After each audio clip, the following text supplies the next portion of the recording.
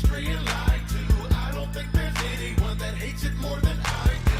Trapped inside the system and I'm caught up in the struggle. One day I hope to see the light at the end of the tunnel. I feel like I'm alone and no one knows the things I know. There's nobody to talk to and there's nowhere I can go. Trapped inside the system and I'm caught up in the struggle. One day I hope to see the light at the end of the tunnel. Mental health has a lot to do with traumas and stresses in our life. The mind deals with it in different ways. Some are healthy, some are unhealthy from the way that we deal with it. Drinking, drugging, violence, sexual abuse, mental health breakdowns, mental abuse, and mental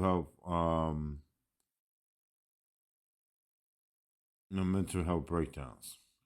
Um, are some of the ways the mind and body respond to these traumas and stresses. This podcast is meant to heal the afflicted and to counsel those of us in need of sound aid and direction. Thank you for tuning in to F.M.S. Future Management Services Heal the Nation podcast by ttt.v. All content talked about in this show is a verbal consent to air content talked about in the show. So all participation is consenting to air. So it's public information. Today's podcast is how drugs have affected the community. When I was growing up, I don't know what you saw, but what I seen when I was growing up, it was a time where there was a lot of unity in the neighborhood. You do something wrong, you get spanked by your people in the street that know your family, and they would tell your parents, and you get another spanking.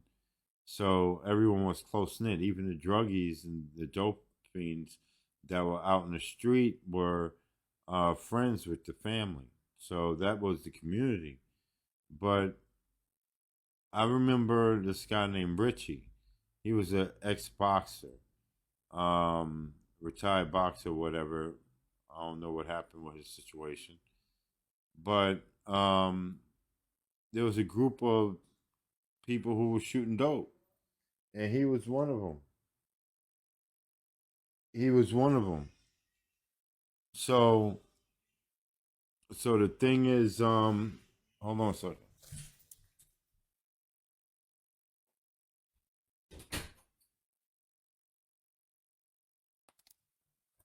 He had was teaching us as young kids. I don't know, I was like 6, 7 years old. He was teaching us how to throw a punch and everything. And they used to drink and excuse me. They used to drink and shoot drugs, but we would never see them shoot drugs. But we see them nodding, or they see their bodies, like his arms were swollen like Popeye. His whole arm and little holes in his hands. His hands were puffy and real big. That was the what I've seen growing up. You know what I'm saying? And the of course the drug dealers, you see them with the nice cars and stuff like that parked, and it was really sad, even though I didn't know at the time. But looking back at it, it was sad to see these people really destroy their lives, but they were at least trying to help the community. You know what I'm saying? That there's a different time now. A lot of people are very selfish, and the community was close knit. It's not like that anymore. People are to themselves and don't even know their neighbors pretty much. But the community, during the 70s, because the 60s was a real drug era, and that era was an era where you could see people nodding in the street. And I used to see people nod in the street sometime as, in the 70s, at the corner, almost falling. Um, the community looked bad, like it was going down, so drugs have affected our community drastically. Now we have all these other drugs that people are using, and they are, causing people to do things and make the community look bad. As far as as far as how people behave, their behavior is an altered state of mind. You know what I mean? They're not being themselves at that point. They're being their alter ego self. You know, they're being another person. They're bringing out something in them that, had they not been doing drugs, they would not, look or behave the way they do. Let me tell you, embarrassing moments. Embarrassing moments would be when you see them nodding, or you see a drunkard person start staggering and slurring their words and talking to you, and with that breath all over them and the smelling of alcohol. And I mean, those are embarrassing moments. Who wants to be remembered that way? That's something that needs to be really thought about before you do something, the way you're going to look. If you could see yourself when you are partaking of these drugs or alcohol, it would definitely change your mind on wanting to take it, because you wouldn't be happy if someone had a video of you. If they had a video of you, you would be very embarrassed. I know one time I had drank to the point where I was drunk and went home and threw up, and laid down, threw up, and was like, God, I never drink again. I don't know how many people have been through that experience, but we wound up drinking again, you know, and that is not wise. You know what I'm saying? It's not wise at all. I mean, for us to indulge ourselves, especially to that point, and once it's in once the alcohol level is inside your body, um, it takes more alcohol to get that buzz or high or feeling that you're looking for, or to pacify the problem that you may be trying to mask. The that was my embarrassing moment. Like not being able to be in control of me. I think that's very important, and it's very important to me anyway, to be in control of me and my things and my feelings, and I think it's important. Um, as usual, you can always call up and tune in and give your comments and your experiences. And I would like to know how drugs and alcohol have affected your community. What do you see? What have you noticed?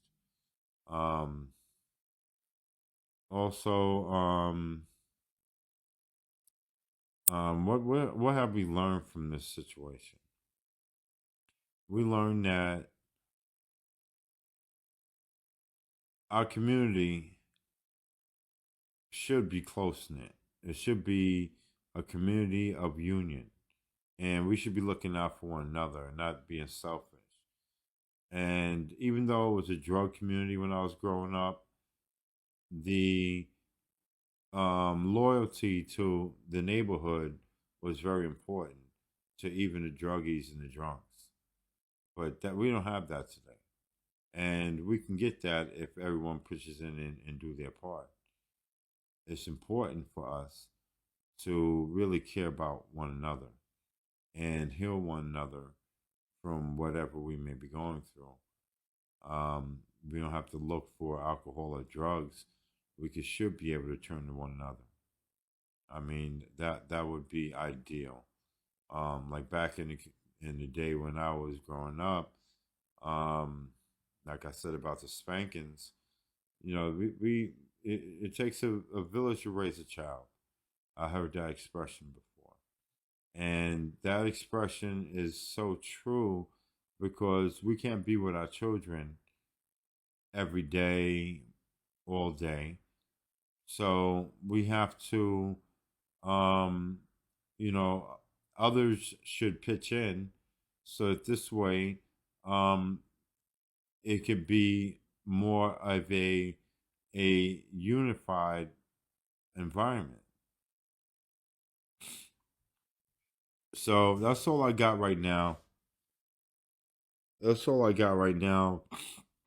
I'm waiting for you guys to give me a call in, and we can further this conversation on a Zoom call, or you can just call up, or you can text your comments, and we will share that with the rest of the public. Thank you very much for your time, and you have a great day as usual. Um,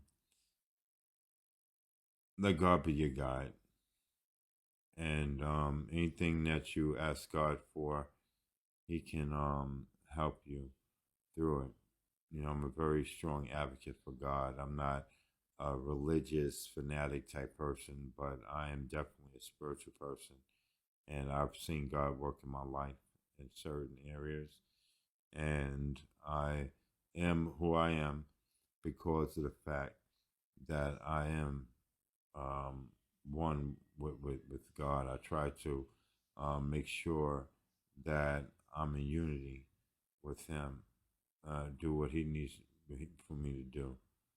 I stay focused, on my love for God.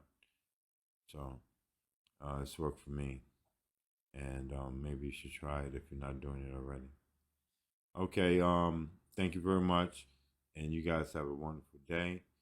I appreciate you tuning in to F.M.S. Future Management Services, Heal the Nation podcast. We will air same time next week, and you have a great night. God bless you.